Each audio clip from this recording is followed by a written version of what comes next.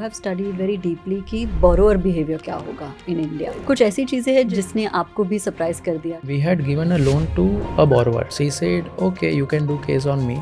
I can go to court and I say that I don't have capability to repay this, and no action will be taken on me." And actually, that is the case. We processed a loan of some HR manager. He said something happened. I had to take one loan. फिर उसको पे करने के लिए दूसरा loan लिया, and then he was in a debt circle. Now he was not getting any loan from any financial institution. अब आप क्या करोगे? तो what is the turnaround time for loans to be dispersed?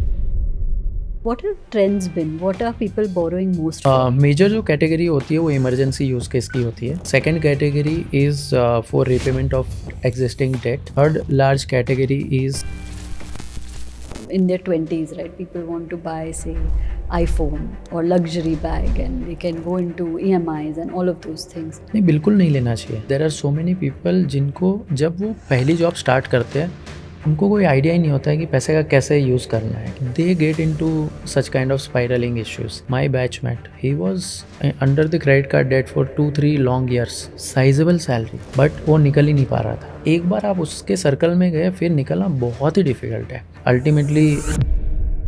And you have a very interesting brand ambassador, Hardik Pandya.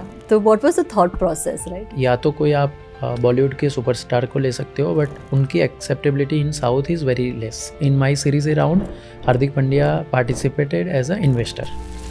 If you had to give advice, जिनको business शुरू करना हो, it's somewhere in the tech space, app space, what would that advice be?